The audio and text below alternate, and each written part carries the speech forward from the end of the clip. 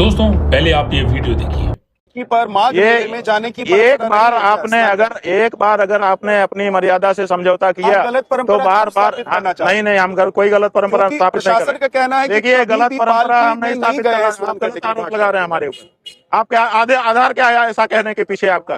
कौन सी गलत परंपरा आप स्थापित कर रहे हैं? प्रशासन कह रहे कौन सी गलत परंपरा स्थापित कर रहे हैं? प्रशासन कह रहे कि प्रशासन नहीं तो बोल रहे हो क्या आप गलत परंपरा स्थापित कर रहे हैं? मैं सवाल पूछ रहा हूँ महाराज जी, आप नाराज क्यों?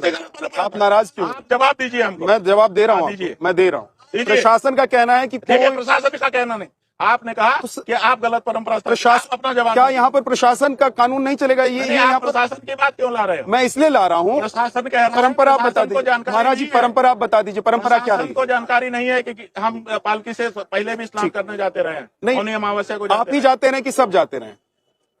हम अपनी बताएंगे कि दुनिया की बताएंगे? नहीं, आपको तो सबके बारे में पता है। प्रशासन को जानकारी होनी चाहिए ना, प्रशासन के पास लाखों। आज सवाल छोटा है लेकिन असर बहुत बड़ा। क्या स्वामी अवि मुक्तेश्वरानंद सच में संत हैं या राजनीति में पका हुआ एक खिलाड़ी?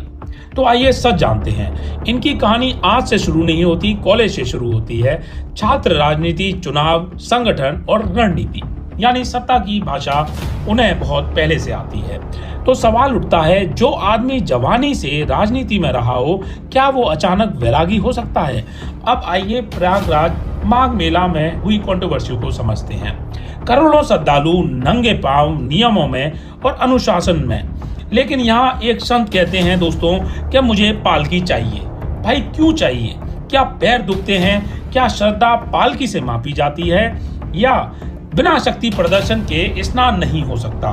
अगर मकसद साधना था तो पैदल क्यों नहीं? अगर मकसद श्रद्धा थी तो हंगामा क्यों? पालकी रुकी और दोस्तों शांति टूटी। ये संत का व्यवहार नहीं है दोस्तों, ये व्यवहार है एक सत्ता वाले आदमी का। अब जरा चेहरे और भाषा पर ध्यान दीजिए। संत कैसा होता है दोस्तों? शांत, स्थिर, संयमी। और यहाँ आप गौर करेंगे तो ये गुस्सा है, इनमें बेचैनी है, चिलचिलाहट है और टकराव पैदा हो रहा है। दोस्तों ये संत की शांति है या राजनीतिक असहिष्णुता? अब आता है सबसे विस्फोटक बयान। उन्होंने कहा योगी आदित्यनाथ ने काशी में 150 मंदिर तोड़वाए। 150। अब सवाल सीधा है, सबूत कहाँ है? सूची कहाँ है?